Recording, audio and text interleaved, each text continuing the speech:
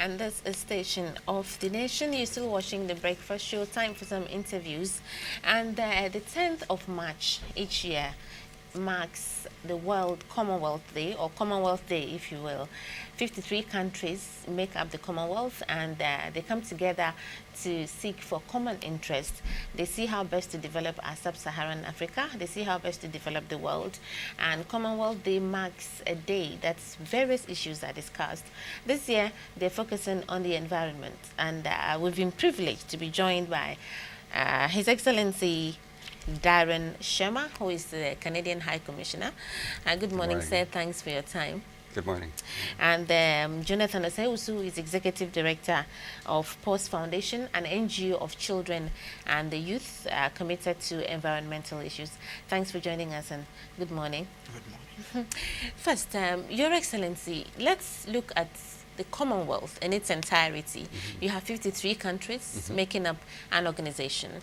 Member states have come together. They have worked. Have we seen any results since? Well, I think so. The Commonwealth is an association, as you said, of 53 countries all over the world, including Ghana, including Canada. Most of the countries were formerly part of the British Empire, and with decolonization, it was decided to create an association that promoted freedom, egalitarianism, opposed to racism, and promoting democracy and human rights around the world. And I think the Commonwealth has been quite successful in doing that. Its own members are very strong democracies today. Okay, let's look at the Commonwealth Day, which falls today.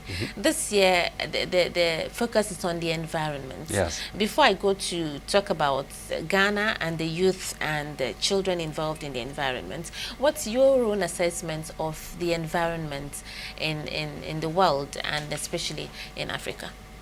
I think, well, the environment is what we all live in, and it's a very important that we work together. This is one thing that no one country or no one person can solve problems by themselves. We all have to work together for it. I think one of the major challenges that we're all seeing is climate change and how to adapt to climate change. And all of us around the world, and that includes the Commonwealth countries, need to work together to adapt to this and to solve this challenge. Okay, we'll be back to talk about Canada and Ghana. We'll be doing some comparison later. But Jonathan, children and the youth, you know, when we walk the streets of, let's take Accra, those who litter the environment, those who actually make us feel that we don't live well, are the youth.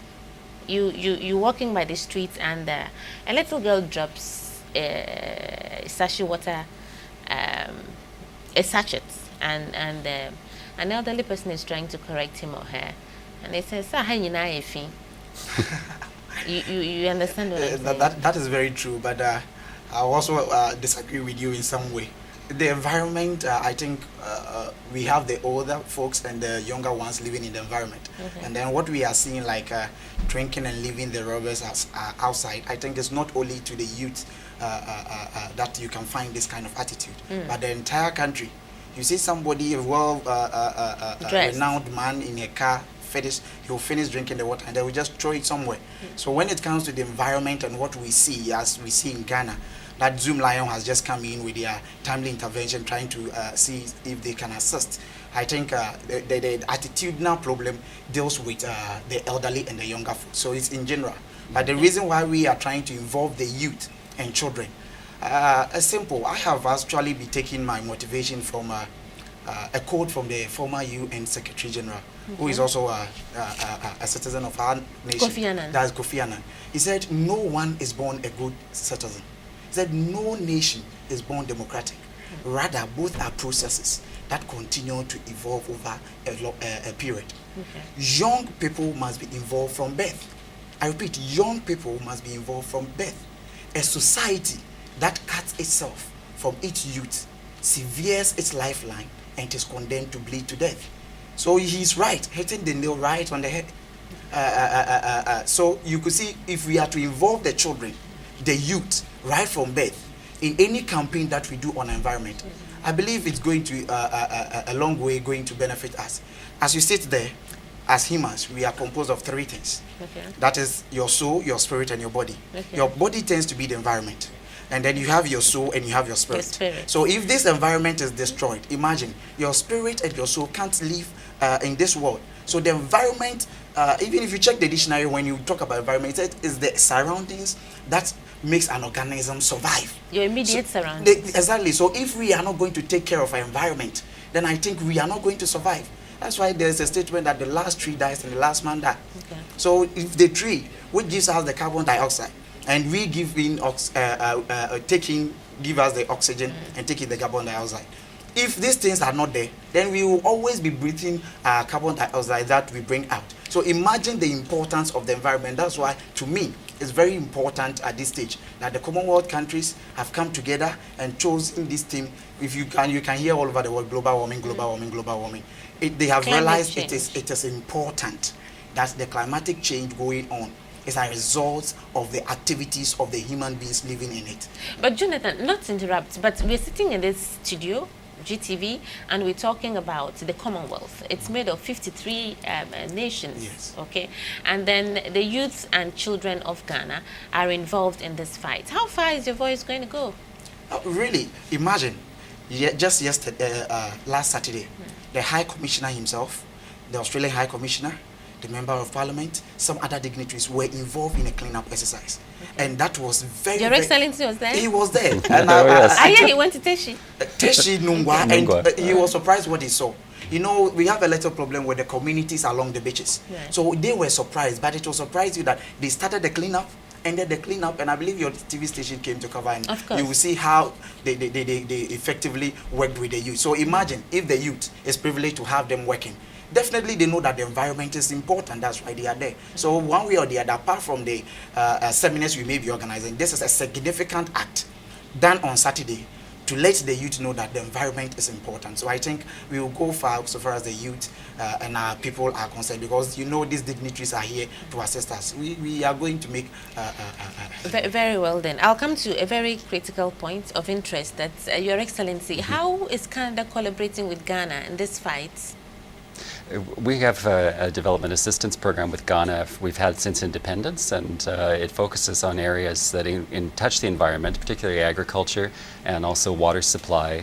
In the north, over the years, many decades, we've helped provide clean water to 1.3 million people, okay. And sanitation.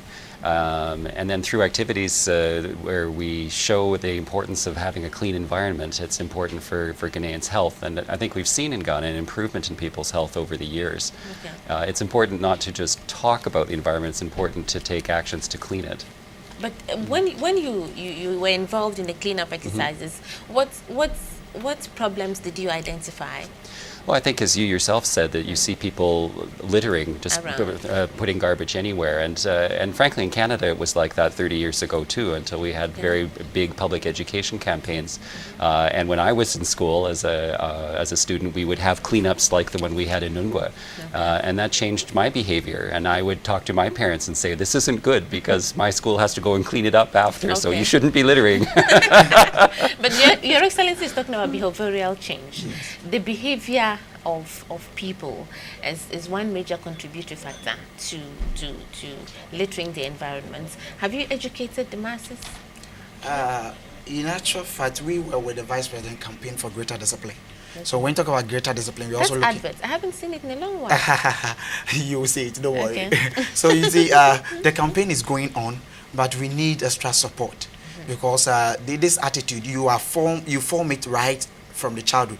So to get rid of it is not something easy. Okay. So it needs massive hampering, and that is exactly what we are going through the schools and we are doing. Okay. Trying to let them know the importance of the environment, trying to know that this kind of attitude will not augur well for our nation, because the small change that you will bring about will invoke a greater result. You will not throw it outside, I will not throw it outside, and there wouldn't be gutters choked. And we are entering into the rainy season. Evidence will definitely come that people are being thrown from their house because of this attitude. Very well, Jonathan. We're running out of time, but Your Excellency, Commonwealth Day, briefly, what are the activities lined up? Well, today there's activities at the British Council where there'll be speeches and students who've prepared essays on the theme of the environment, our future. Thank you very much, Your Excellency Darren Shema. He's the Canadian High Commissioner, and Jonathan Osei-Wusu is Executive Director of POST, an NGO committed to the environment, and they're involving children and the youth in the fight against should I say filth?